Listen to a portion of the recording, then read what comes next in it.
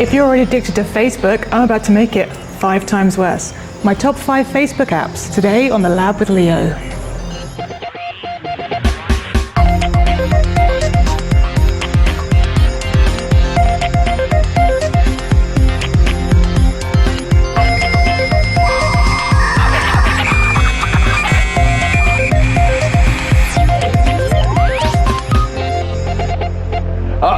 Facebook fever's struck the lab. Hello, how are you? Good to see you. Leo Laporte here. It's time for the lab. This is the show where we help you understand how technology works. Everything from Facebook and the internet. That's what Kate's going to do for us in a little bit. Are you a Facebook fanatic? I am an absolute hound for Facebook. Isn't that funny? I don't know why, but it just caught on big time, all of a sudden.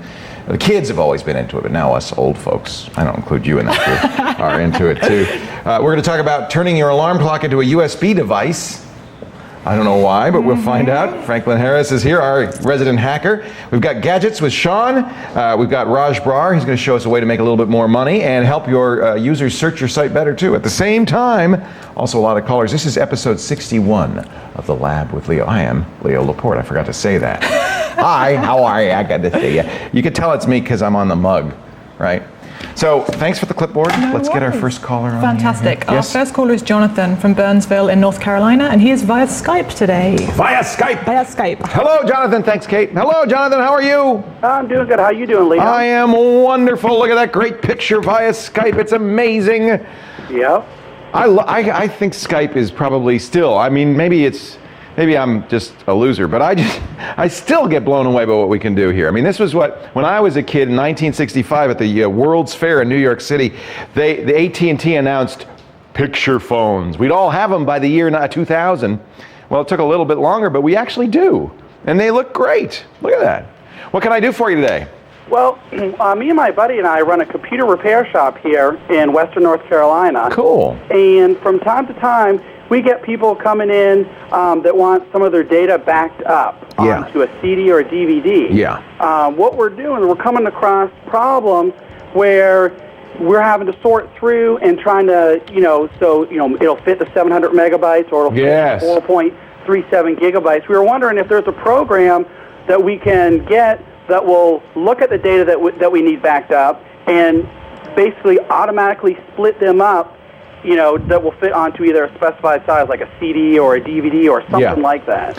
Let me guess. I'm going to channel now, and I'm going to do a little ESP, but I'm guessing that the name of your computer company is Blue Ridge PC Computer Repair. Yeah, that's right. Yeah, I must have something to do with that sign over your head. All right.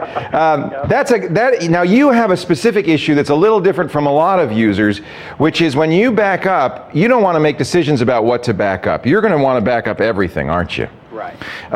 Because it's your customer's data. You're not gonna say, let's save this but not save that. You're going to want to do something called an image, which is to take the drive and take everything on it so that should something happen to the drive, should you have to replace it, should there be a fire in the building, you have that image and you can always make it exactly like it was. And that's what the customer wants, right? Right.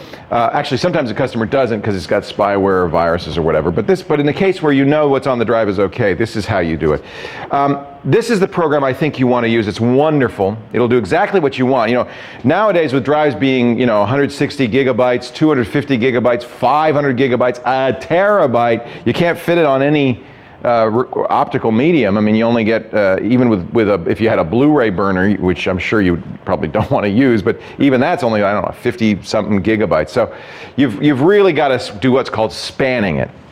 This is the program I highly recommend. It's affordable. It's called Drive Snapshot. It comes from drivesnapshot.de. Let me reopen. I don't know what happened to my browser. Let me reopen this and go there.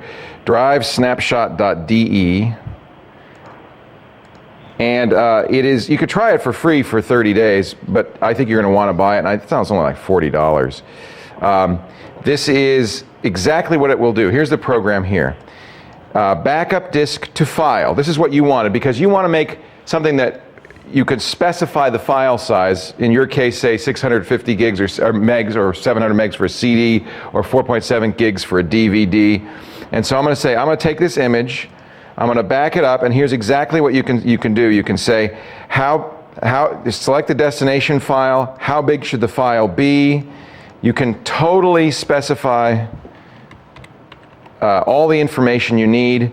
You can even, this thing is so, if you go to advanced options, you can say maximum image file size. So you could say, and they even specify here how big it should be for CDs and DVDs. You should usually stay below 2 gigs, by the way, because as you probably know, since you're a computer whiz, the 2 gigabyte limit on a lot of drives and hardware file systems is going to make it anything bigger sometimes hard to restore. So I usually never more than 2 gigs. If it's CD, 650 is a good size. It'll save them as ISO files, which you could then burn to CDs or DVDs.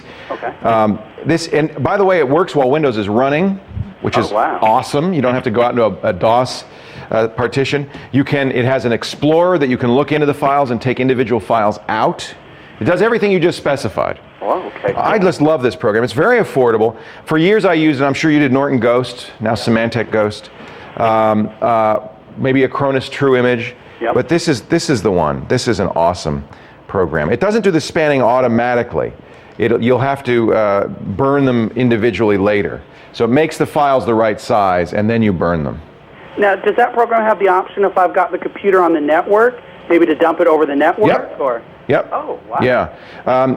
If you look at this thing, it's obviously written by an enthusiast who really wanted to give you everything. Exactly somebody like us, who wanted to give you all of the capabilities. They have it. This is the Disk Image Explorer that will allow you to go through it. You can restore with Windows, but you can also restore with DOS or a DOS boot disk. It has command line options as well as Windows options. And this, you asked about remote backup. It will go over a network. This is the instruction to do this. So this is work with Windows Vista as well? Yes, it does. Now it says here that you're going to use our console, which I don't know if this is for the network thing. I'm not sure. Well, no, you know what? Yes, it will work with Vista in all respects, because you don't have to use our console. This is just one way to do it. Yeah, I've used it with Vista. It works great.